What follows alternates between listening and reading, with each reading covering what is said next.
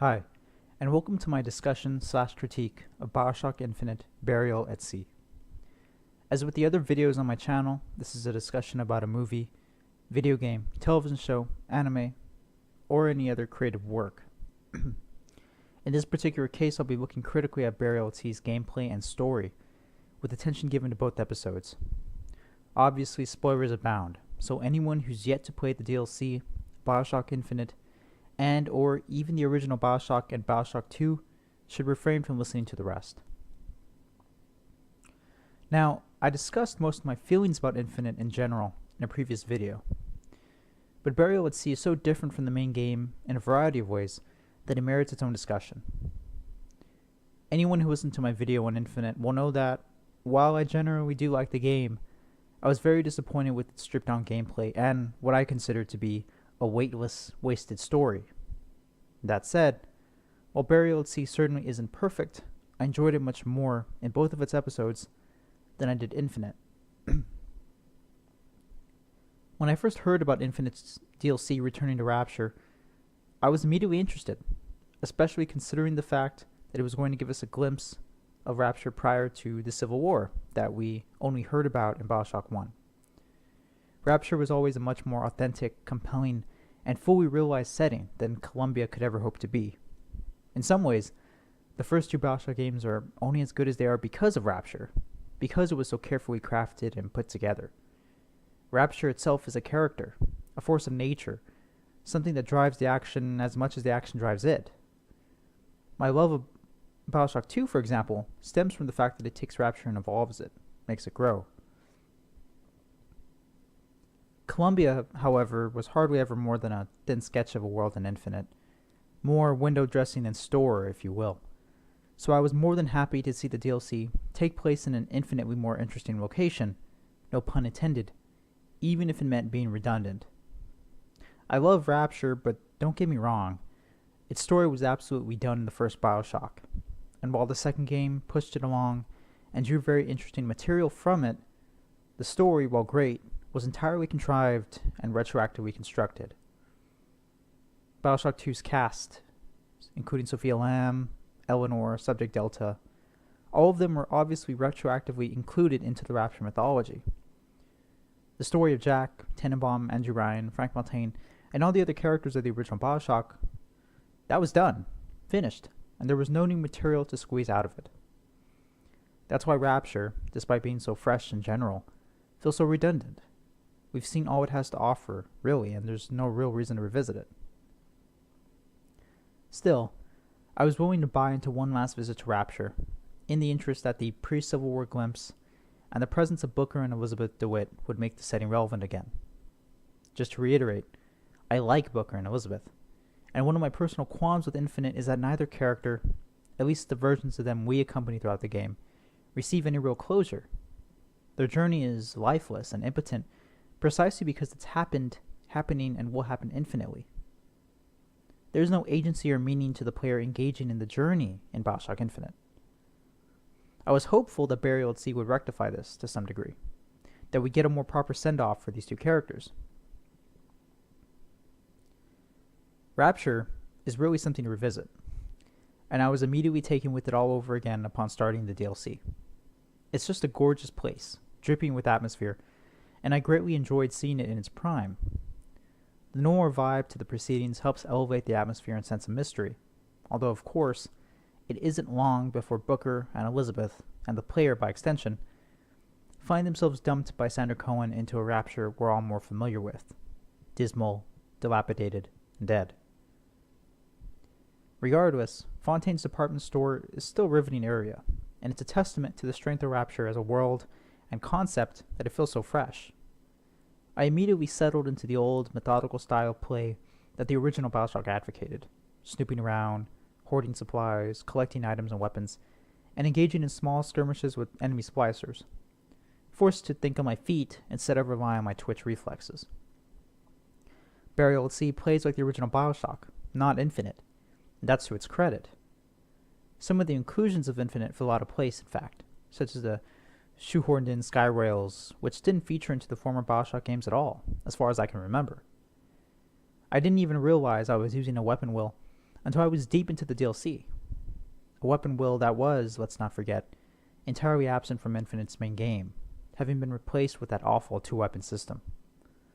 All of this is just to say, honestly, that if the DLC succeeds at all on a gameplay level, it's because of the original BioShock, not Infinite. It's good to know that BioShock and Rapture have such strong DNA, but it's sad to see that Infinite, in order to keep itself afloat, again no pun intended, has to rely on its older, more self-assured brother. I even greatly enjoyed the gameplay of Burial second episode, which adopts a more stealth-oriented approach than any installment of BioShock before it. Although it takes some getting used to, the stealth, along with the resource management, healthy amounts of exploration, and creative combat encounters, ensure that Burial is more than worthy to stand alongside its predecessors. Despite the slight lack of polish across all of the DLC, which is also present in the main game, I have little bad to say about Burial gameplay, which, though perhaps not as deep as that of BioShock 1 or BioShock 2, does manage to return to the slower, richer, more methodical approach that made those games so successful. The DLC's plot, however, is a different story. As far as I'm concerned, all fiction has to justify its existence. It has to answer a singular question, and that question is why? Why should we, as an audience, devote time, attention, and, on occasion, emotional investment to a fictional work? Why should we care about the toils of characters? Why should we care about the message of the author? Why should we bother? Stories have to offer more than just ideas and themes. Those are things that, yes, are better expressed in drama, but they're lifeless without the proper execution. Stories need payoff. They need catharsis. And Burial at Sea, unfortunately, has no catharsis whatsoever. Perhaps that's too extreme to say, but I feel it's the case. Remember, I didn't enjoy the story of the original BioShock all that much. I felt that its potential was largely wasted. And so perhaps my expectations for Burial at Sea were a little higher than they needed to be, or were a little higher for their own good. That said, they have their good and bad, like anything else. The first episode is fairly straightforward, but it doesn't offer much that's compelling. Elizabeth and Booker search for a little girl named Sally, but we discover only at the end that the Booker we're playing as is actually an alternate Comstock, whom, guilt-ridden over his actions, took refuge in Rapture. Even thinking about it now, this doesn't feel like it has much bearing on Infinite's plot in general. All it does, in fact, is remind me of the main game's ending. A succession of empty twists meant to mainly shock and awe. We get an older, colder Elizabeth, but it's hard to really care at this point. Again, there are an infinite number of Comstocks, Bookers, and Elizabeths. Elizabeth has made this one Comstock suffer, but so what? Again, why should we care? The second episode helps to salvage these developments. Elizabeth is a tortured soul here, more fully realized and fleshed out in this episode than in the entirety of Infinite itself. Even she wonders about the futility of her actions, and it's a nice touch to have such a grounded character in a story that has inflated so much and lost its center. Disregarding the scientific mumbo-jumbo that explains away the loss of her omnipotence and omniscience at the beginning of the episode, it's nice to travel with the powerless human Elizabeth, even as she romps around Rapture, associating with the likes of Atlas and Suchong, and retroactively contaminating the original BioShock mythology in the process. You might wonder why I criticize Burial at Sea for retcons and not BioShock 2, but the difference is simple. BioShock 2 only added things that weren't there, but Infinite repurposes what was already established, and changes it to fulfill a new agenda. Suddenly, Suchong developed plasmids and Big Daddies with the help of Fink. Suddenly, Elizabeth is instrumental in kicking off Rapture's civil war. It's all incredibly transparent, especially since, more than likely, Elizabeth and the whole universe of Columbia were probably nary but a little blip in Ken Levine's mind during the development of the original BioShock. Jack and Fontaine and all the rest got by perfectly fine without Elizabeth before, so why is she now so forcefully, messily, shoved into a story that's better off without her? The damage isn't one way, either. Elizabeth and Booker get an even bigger shaft than they do at the end of Infinite. With Burial at Sea, in the now supposed quote-unquote super canon, if you will, Booker and Elizabeth, and even all of Infinite, are just props to get Rapture going. If you were disappointed with the direction of these characters in Columbia before, there's no reason to hope for better now. Infinite, on the whole, if we count the DLC, is just a contrived prequel to the first BioShock. And while the game would like us to think there's some grace to Elizabeth's ugly, sad demise, with her envisioning a heroic Jack saving the little sisters in her last moments, her involvement supposedly pivotal to this outcome, all it does is highlight how pointless Infinite has been from the beginning.